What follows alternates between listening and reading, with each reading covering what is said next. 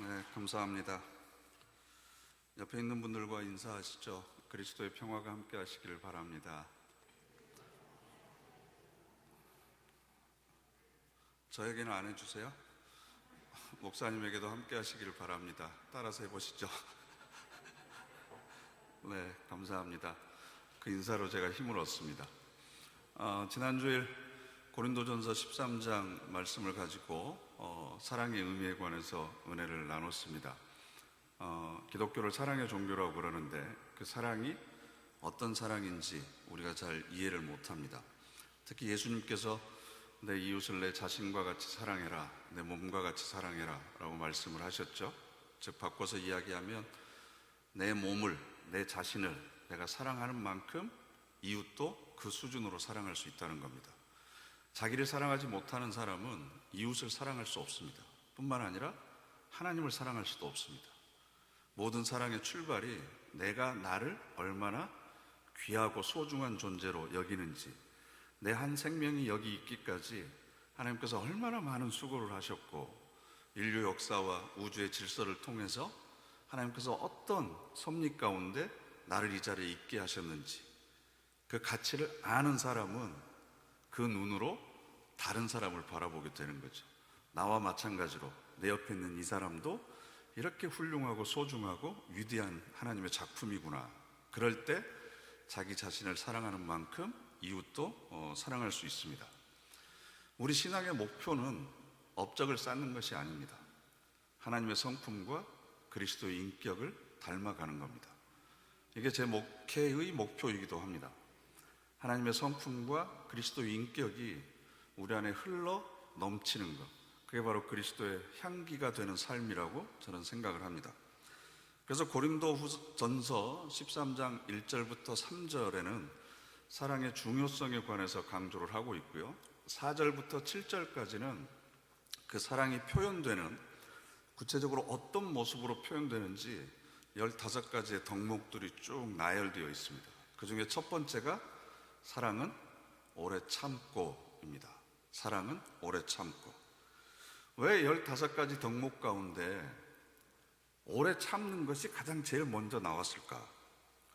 오늘 우리가 읽은 야고보서 5장 7절부터 11절까지 있는 본문도 5절밖에 안 되는 짧은 본문이지만 그 안에는 참으라고 하는 이 강조하는 단어가 6번이나 반복되고 있습니다.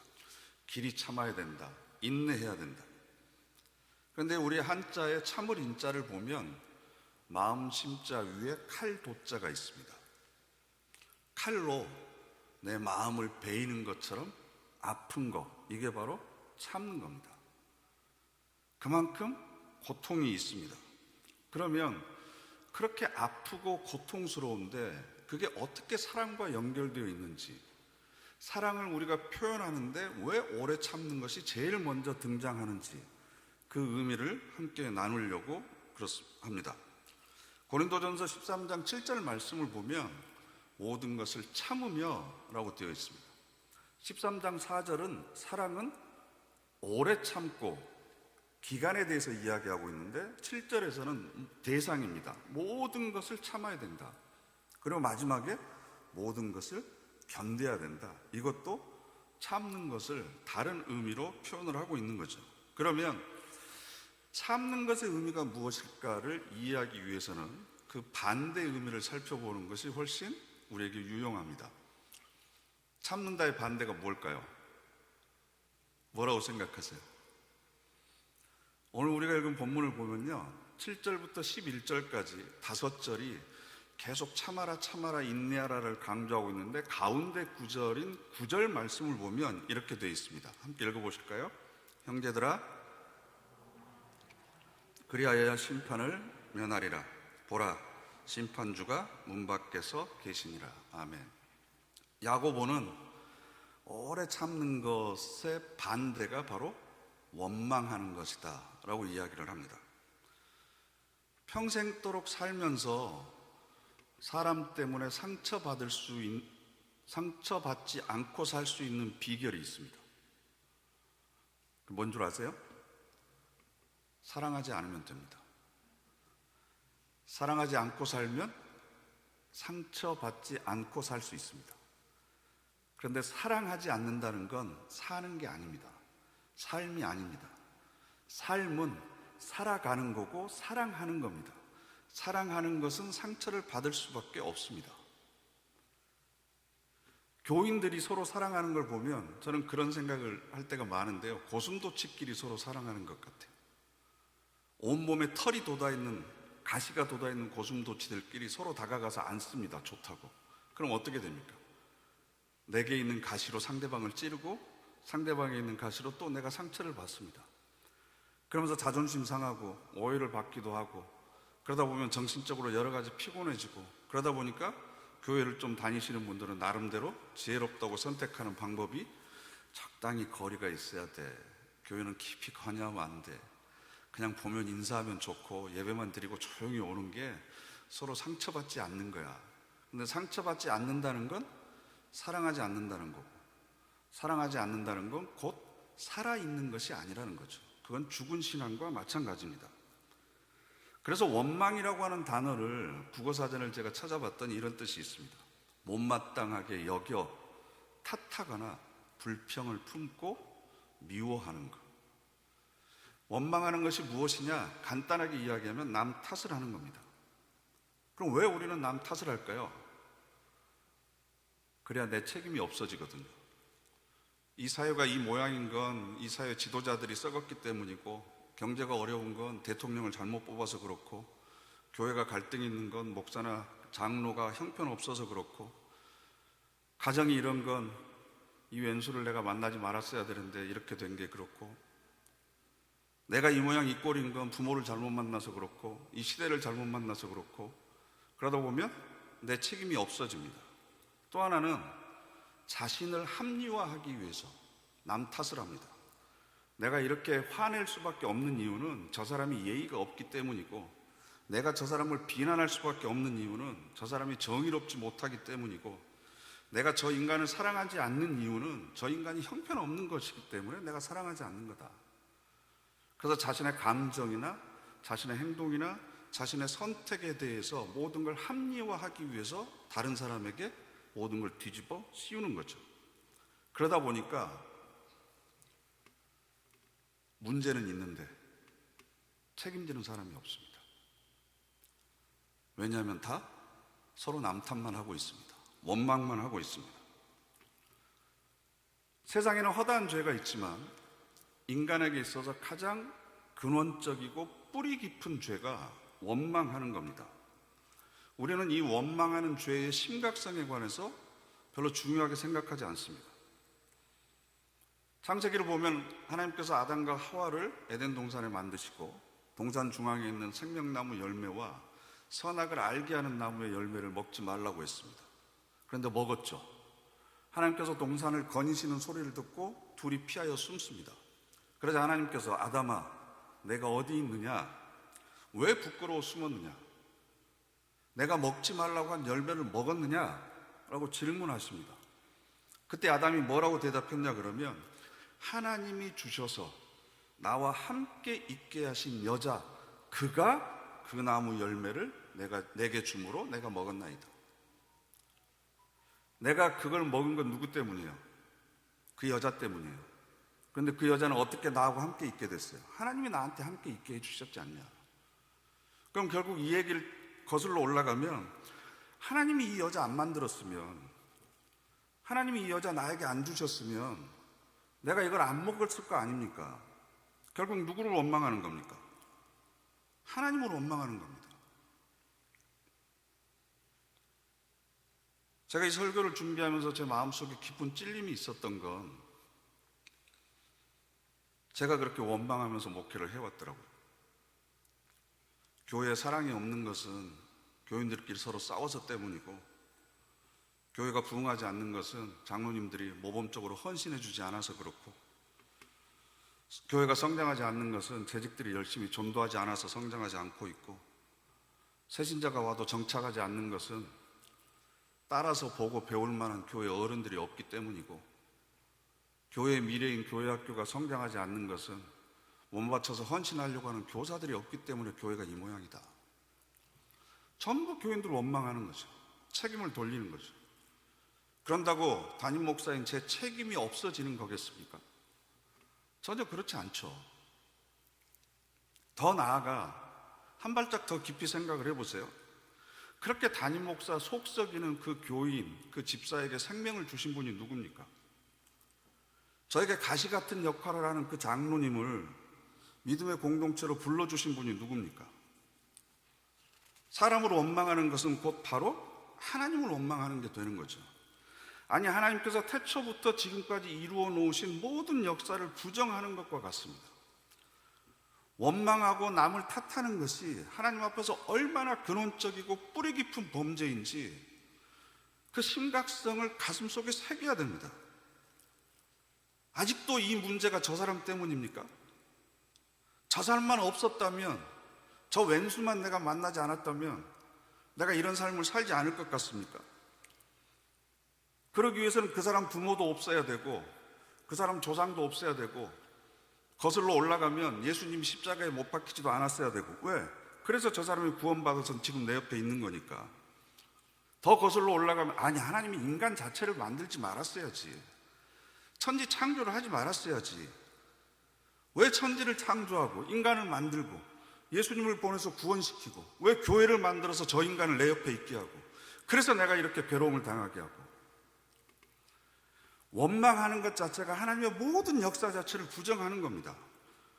인류의 모든 역사를 거쳐서 하나님께서 만들어가고 계시는 그 섭리 자체, 그 생명의 귀함 그 자체를 내가 거부하고 있는 겁니다.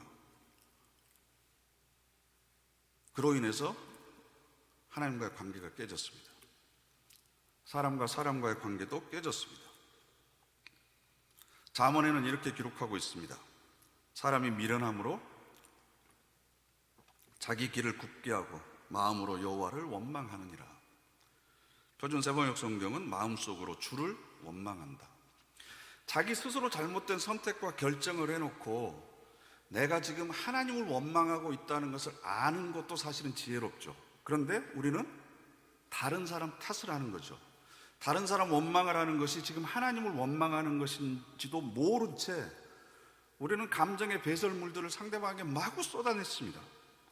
그래서 이스라엘 백성들이 하나님의 자녀들로 선택받고 나서 출애굽을 했음에도 불구하고 걸어서 한 달이면 갈 거리를 40년 동안 헤맵니다. 40년 동안 연단을 받았음에도 불구하고 그 원망의 쓴뿌리가 제거되지 않습니다. 그래서 사랑의 가장 첫 번째 덕목이 오래 참는 겁니다. 참는 건 무조건 끈기 있는 것을 이야기하는 게 아닙니다. 상황을 견디어내는 능력을 이야기하는 것도 아니고 관용을 이야기하는 것도 아닙니다. 미래를 기다리면서 오늘을 견디는 겁니다. 그래서 고린도전서 13장 7절 말씀 마지막에 모든 것을 바라며 모든 것을 견디느니라. 사랑의 덕목 중에 첫 번째가 뭐라고 그랬죠? 사랑은 오래 참고입니다. 그런데 14번째와 15번째가 첫 번째를 설명해 주고 있습니다. 바라기만 하고 견디지 않으면 바라는 소망과 꿈은 몽상입니다. 그죠? 바라는 것도 없이 견디기만 하면 그건 미련하고 어리석은 겁니다. 하나님의 신실하심을 믿고 하나님의 일하심을 바라고 소망 가운데 견뎌내는 겁니다. 바라면서 견디는 것, 이게 바로 오래 참는 겁니다. 왜냐하면 하나님의 신실하심, 하나님께서는 반드시 당신의 뜻대로, 당신의 때에, 당신의 방법으로 모든 것을 온전하게 이루고 바로잡아 가실 것이다 라고 하는 신실함에 대한 믿음이 있는 사람은 하나님의 때를 앞서가지 않습니다. 하나님의 방법을 기다릴 줄 압니다. 그래서 우리가 사랑을 배우는 건 하나님의 성품을 배우는 거고요, 우리를 향한 하나님의 사랑의 첫 번째 덕목도 오래 참고 계시는 겁니다. 로마서 9장 22절 말씀을 보시면 멸하기로 준비된 진노의 그릇을 오래 참으심으로 관용하시고, 또 베드로전서 3장 20절 말씀을 보면 하나님이 오래 참고 기다리실 때에, 뿐만 아니라 예수 그리스도께서 우리의 구원을 이루시는 방법도 참는 거였습니다. 예수 그리스도께서 내게 먼저 일체 오래 참으심을 보이사. 베드로후서 3장 또 우리 주의 오래 참으심이 구원이 될 줄로 여기라. 오래 참으셔서 우리가 구원을 얻은 거예요. 예수님이 참으시지 않았으면 우리가 이 자리에 있을 수 없죠. 성경에 나오는 믿음의 조상들의 삶의 태도도 보면 참는 겁니다. 믿음과 오래 참음으로 말미암아 약속들을 기업으로 받는 자들. 뿐만 아니라 오늘 우리가 읽은 야고보서 5장 10절 말씀도 선지자들이 고난 가운데서 오래 참았다, 이것을 본을 받아라 라는 겁니다. 그러니까 우리가 하나님의 자녀가 되었으면 우리 가운데 성령 충만으로 인해서 나타나야 되는 사랑의 외적인 표현의 첫 번째가 뭐였겠어요? 오래 참는 겁니다. 오래 참는 것. 에베소서 4장 2절 말씀, 오래 참음으로 사랑 가운데서 서로 용납하고. 왜 용납이 안 돼요? 참지 못하니까. 골로새서 3장 12절 말씀 함께 읽으시죠. 긍휼과 자비와 겸손과 오래 참음을 옷 입고. 집에서 교회 오실 때 옷을 입잖아요. 나는 지금 오래 참는 옷을 입고 있다. 이 옷을 입고 교회 간다. 다음 주에 무슨 옷 입고 오시라고요? 오래 참음의 옷을 입고 오셔야 됩니다. 디모데후서 4장 2절 말씀, 범사에 오래 참음과 가르침으로 경책하며 경계하며 권하라. 아멘. 제가 믿고 있는 하나님은, 제가 경험한 하나님은 실수하지 않는 하나님이십니다. 때로는 이해할 수 없는 과정이 있었고, 나에게 왜 이런 시간들이 필요한지, 내가 왜 이 길로 가야 되는지, 내가 왜 이런 문제 가운데 봉착해야 되는지 설명할 수 없을 때도 많이 있었지만, 돌이켜보면 하나님께서는 모든 일을 정확하게 실수하지 않으시고 하나님의 방법으로 하나님의 때에 이루어 가셨습니다. 앞으로도 그렇게 우리들의 삶을 다루어 가실 줄로 저는 믿고 있습니다. 물론 손해보는 일 있죠. 억울한 일 있죠. 내가 보기에는 도저히 눈뜨고 볼 수 없는, 이대로 놔두면 안 될 일이 있습니다. 그런데 시편 37편 8절 말씀 보면요, 악을 행하는 자들 때문에 불평하지 말며 불의를 행하는 자들을 시기하지 말지어다. 여호와를 의뢰하고 선을 행하라. 땅에 머무는 동안 그의 성실을 먹을거리로 삼을지어다. 분을 그치고 노를 버리며 불평하지 말라. 오히려 악을 만들 뿐이다. 오히려 악을 만들 뿐이다. 내가 계획하는 시간과 내가 원하는 때가 하나님의 때와 너무 다를 때가 많습니다. 그래서 우리는 성급합니다. 내가 선호하는 방법으로 모든 것을 바로잡고 짚어합니다. 그러다 보니까 하나님께서 역사하실 기회를 우리가 빼앗아 버립니다. 사울 왕이 전쟁을 치르러 나가기 전에 하나님 앞에 번제를 드리고 제사를 드리고 나가야 승리할 것이라는 확신이 있는데, 이 제사장인 사무엘이 안 오는 거예요. 지금 바로 전쟁을 해야 되는데, 지금 해야 이길 것 같은데. 그러니까 어떻게 했습니까? 자기가 제사장의 역할을 대신했습니다.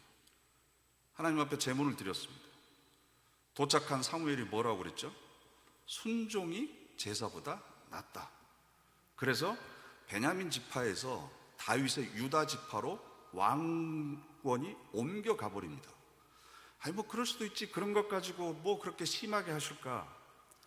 하나님의 때를 기다리지 못하는 사람, 하나님의 신실하심을 믿고 기다리지 못하는 사람은 하나님께서 사용하실 수가 없습니다. 그렇기 때문에 하나님의 이런 오래 참음의 성품을 닮아가는 사람, 그런 사람에게 나타나는 첫 번째 변화가 뭔 줄 아세요? 자기 자신에 대해서 오래 참는 겁니다. 내가 나를 참아주는 겁니다.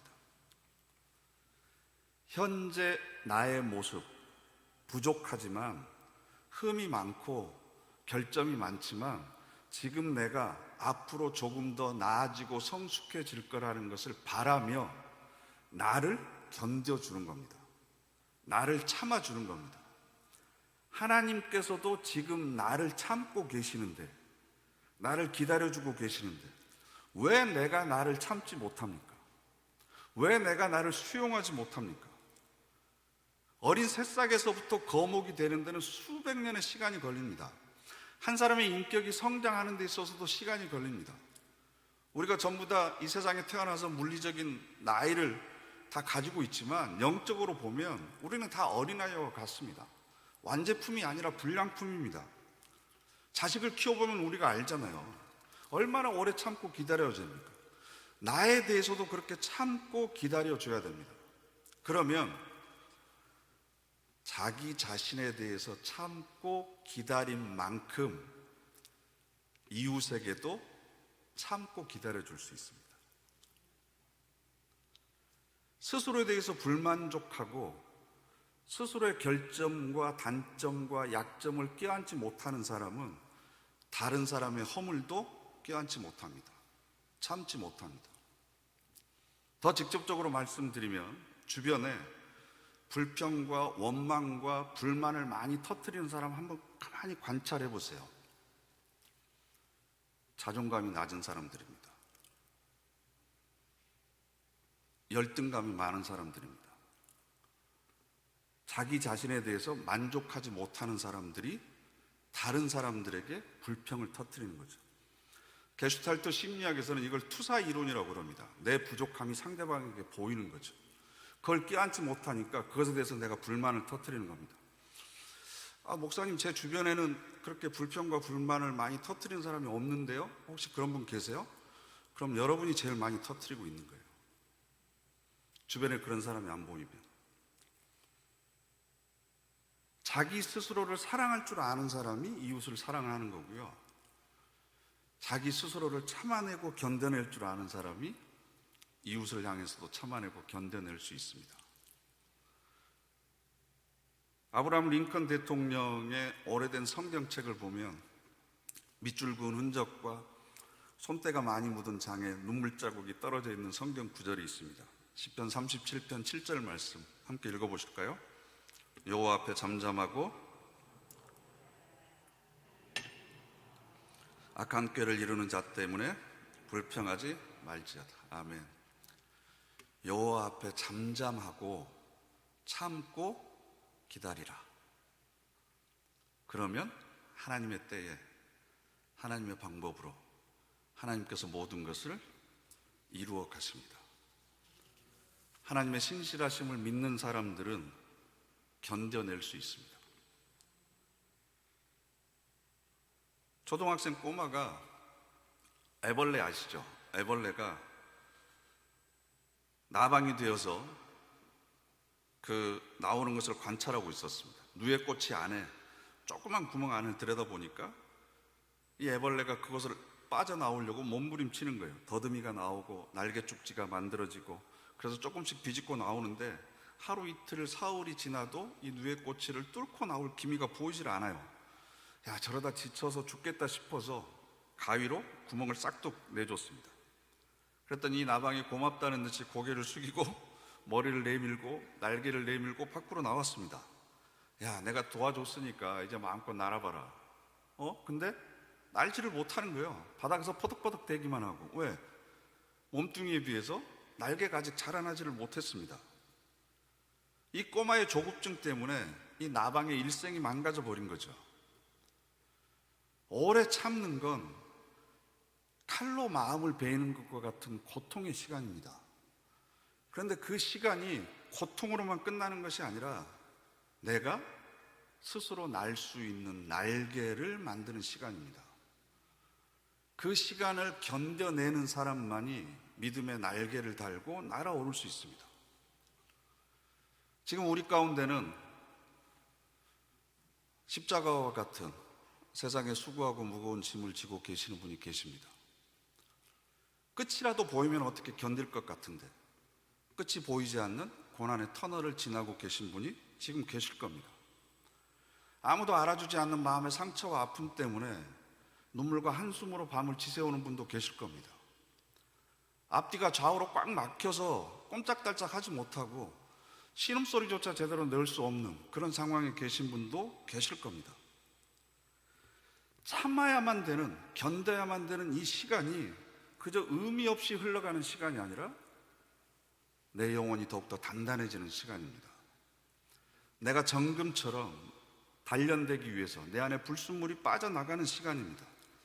믿음의 날개를 달고 창공을 날아가기 위해서 지금 준비하는 기간입니다. 하나님께서 신실하심으로 함께 주십니다. 그래서 오늘 11절 말씀 마지막을 보면 주는 가장 자비하시고 긍휼히 여기시는 이시니라. 자비라고 하는 단어는요, 구약 성경에서는 헤세드라고 하는 단어인데 신약 성경에서는 아가페와 같은 의미를 가지고 있습니다. 하나님의 조건 없는 사랑, 한없이 부어주시는 사람. 긍휼이라고 하는 단어는요, 원래 그 단어의 의미가 여성의 자궁을 상징합니다. 남자들은 그래서 긍휼이 뭔지 잘 모릅니다. 왜? 자궁의 생명을 잉태해 본 그 엄마가 그 생명에 대해서 가지는 그 애틋한 마음, 그게 바로 우리를 향한 하나님의 긍휼하심입니다. 욥이 참고 견뎠을 때 그 인생의 결말을 우리가 보았지 않느냐. 믿음의 선지자들이 어떻게 오래 참음을 보여줬는지 우리가 본으로 보여줬지 않느냐. 그 사람들이 그 어둠에 낀 터널을 오래 참음을 이겨낼 수 있었던 것, 견뎌낼 수 있었던 것은 하나님께서 자비와 긍휼을 베풀어 주셨기 때문이다. 칼로 마음을 베는 것 같은 아픔의 상황이지만 그 아픔을 이기고도 남을 만한 자비와 긍휼의 손길로 우리를 붙들어 주시고 세워 주실 것이다. 그리고 그 과정을 통해서 하나님의 사랑의 성품을 몸으로 배워가는 사람, 그런 사람으로 우리를 세워 주실 것입니다. 다시 한번 나에게 주신 그 하나님의 사랑, 그 의미를 다시 한번 새겨보십시오. 다른 사람에 대해서 원망과 불평이 내 안에서 터져 나오려고 할 때마다 지금도 나에 대해서 오래 참고 계시는 그 하나님의 사랑을 마음속으로 묵상해 보시기를 바랍니다. 다 같이 따라해 보실까요? 사랑은 오래 참습니다. 아니, 이렇게 하면 안 되고요. 호흡을 한번 가다듬으시고 숨을 한번 들이마시고 저를 따라하세요. 사랑은 오래 참습니다.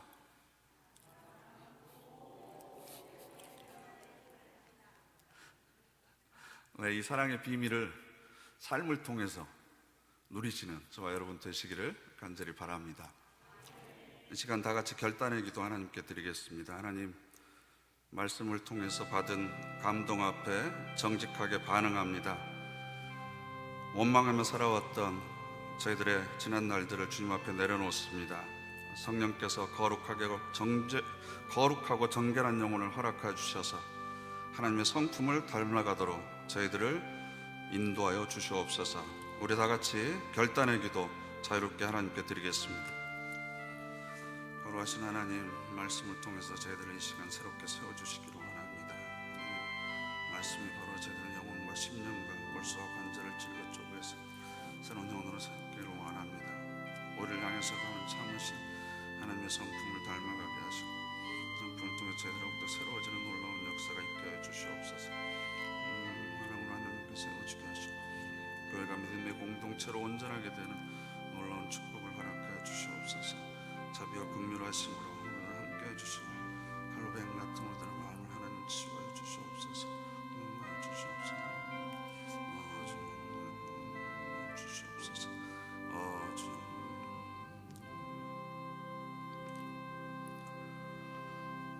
지금도 오래 참으심으로 저희들을 사랑해주고 계신 하나님,